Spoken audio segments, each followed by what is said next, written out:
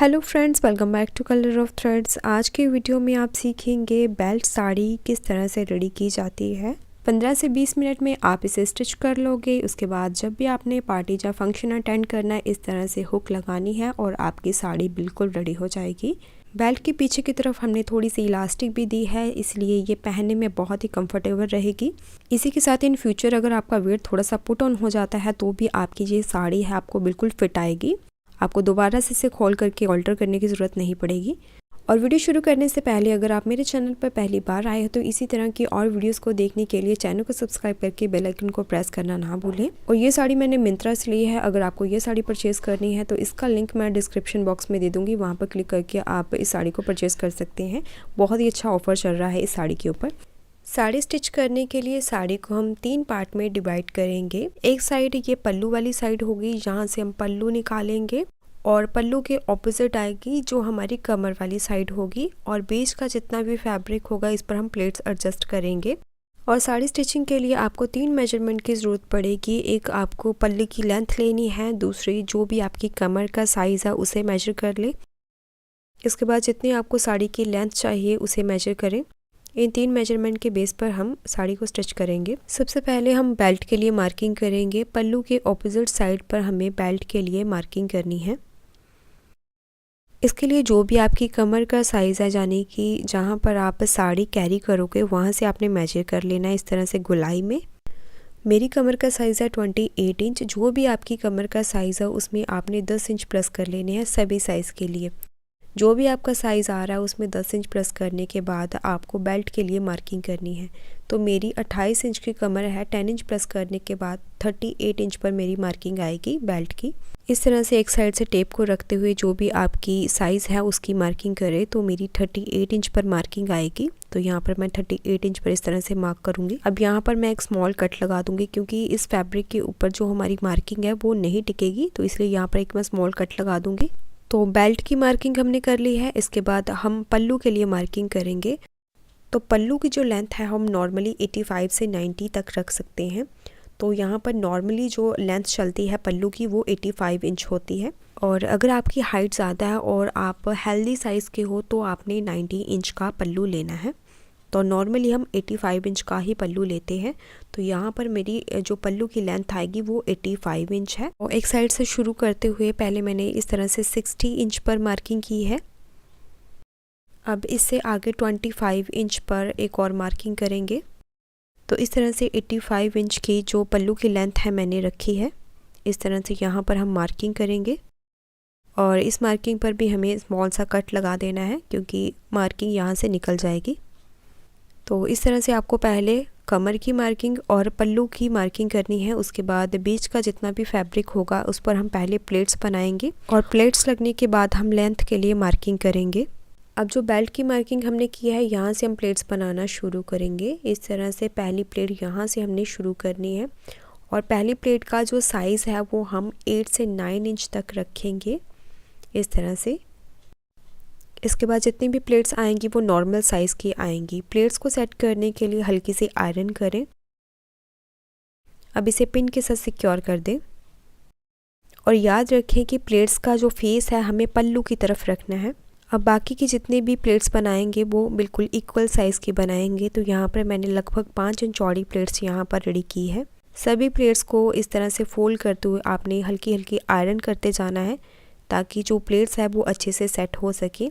बिल्कुल इसी स्टेप को फॉलो करते हुए जहाँ तक हमने मार्किंग की थी वहाँ तक हमें इन प्लेट्स को सेट करना है। और सभी प्लेट्स को इस तरह से फोल्ड करते हुए पहले उसे आयरन करें और उसके बाद पिन के साथ इसे सिक्योर करते हुए इन प्लेट्स को हमें सेट करना है।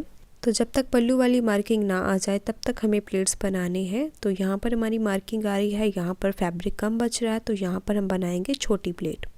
इस तरह से छोटी प्लेट बना के पल्लू की लेंथ को कंप्लीट करेंगे। और सभी प्लेट्स लगने के बाद इसे फिर से आयरन करें। इसके बाद पिन को रिमूव करके आगे की तरफ से सभी प्लेट्स को अच्छे से सेट करने के बाद इसे दोबारा से पिन अप करें। इस तरह से स्टिच करने से पहले सभी प्लेट्स को इक्वल करना बहुत ज़रूरी है।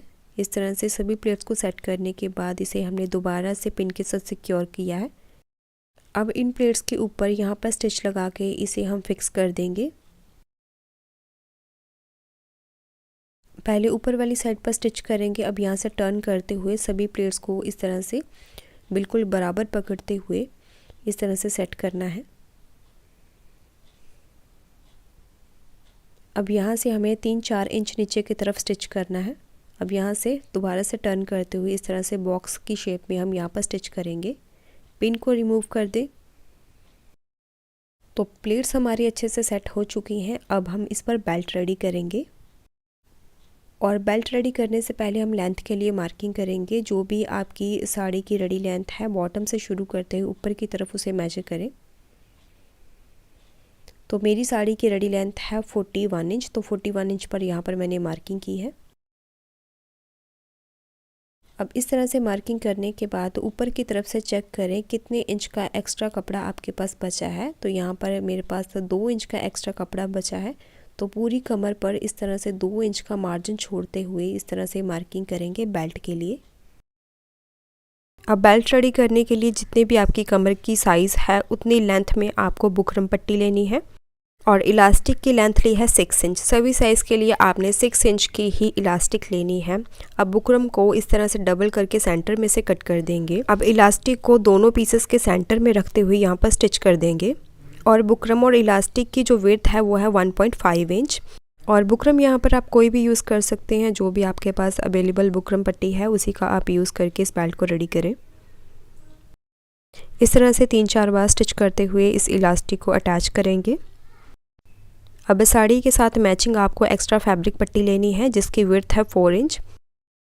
आप कॉटन लाइनिंग फैब्रिक का भी यूज़ कर सकते हैं। जहाँ आपके पास कोई भी मैचिंग फैब्रिक है उसका यूज़ आप बेल्ट बनाने में कर सकते हैं।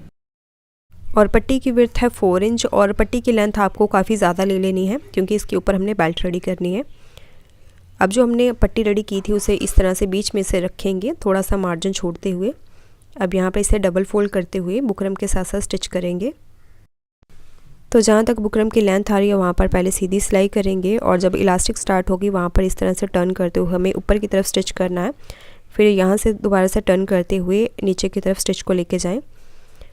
अब जहाँ पर हमारी इलास्टिक शुरू हो रही है इलास्टिक को खींचते हुए हमें इस तरह से स्टिच करना है। और जब भी आप इलास्टिक को खींच के स्टिच करें तो ध्यान रखें इलास्टिक के ऊपर आपकी स्टिच ना आए। यहाँ पर इलास्टिक का एंड होगा, वहाँ से हमने दोबारा से सीधी सिलाई करनी है बुकरम के साथ साथ इस तरह से। अब इस बेल्ट पट्टी को साड़ी के ऊपर जो हमने मार्किंग की थी उस पर इस तरह से रखते हुए अटैच करेंगे। बुकरम के साथ साथ हमें सीधी स्टिच करनी है और जहाँ पर इलास्टिक शुरू होगी वहाँ पर इस तरह से इलास्टिक को खींच के स्टिच लगाएंगे और इलास्टिक के बाद सीधी स्टिच लगाते हुए इस बेल्ट को अटैच करेंगे। देखिए इस तरह से बेल्ट को हमें सीधी साड़ी के ऊपर रखना है। जो हमने मार्किंग की थी बिल्कुल उसी मार्किंग के ऊपर रखेंगे। साइड का जो एक्स्ट्रा फैब्रिक मार्जिन छोड़ा था उसे इस तरह से अंदर की तरफ फोल्ड करते हुए प्लेट्स के ऊपर बिल्कुल बेल्ट को रखते हुए यहाँ से स्टिच को शुरू करें। अब यहाँ से इस तरह से टर्न करते हुए जो हमने रेडी लेंथ की मार्किंग की थी वहाँ पर स्टिच लगाते हुए इस बेल्ट को अटैच करेंगे। पहले हमने सीधी स्टिच करनी है और जहाँ पर इलास्टिक शुरू होगी वहाँ पर इस तरह से इलास्टिक को खींच के स्टिच लगाएं। बस इलास्टिक वाले एरिया से हमें खींच के स्टिच लगाना, आगे की तरफ हम सीधी स्टिच लगाते जाएंगे। तो बेल्ट अटैच हो चुकी है। अब पट्टी को इस तरह से सीधा करते हुए इस पर हम इस तरह से हुक लगाएंगे। हुक को पहले सीधी वाली साइड से इस तरह से सेट कर लेंगे, उसके बाद पीछे वाली साइड से इसे इस तरह से लॉक करना है। तो एक हुक हमने लगा दी है। इस हुक से 4 से 5 इंच आगे की तरफ एक और हुक को अटैच करेंगे। तो हर एक चीज़ को मैंने डिटेल में बताने की कोशिश करी है। अगर फिर भी आपको कोई चीज़ समझ में ना आए तो उसके बारे में आप कमेंट करके मुझसे पूछ सकते हैं। तो यहाँ पर देखिए दोनों हुक हमने लगा दी है। अब इस पट्टी को हम उल्टी साइड पर फोल्ड करेंगे इस तरह से, पीछे की तरफ इसे इस तरह से फोल्ड करेंगे।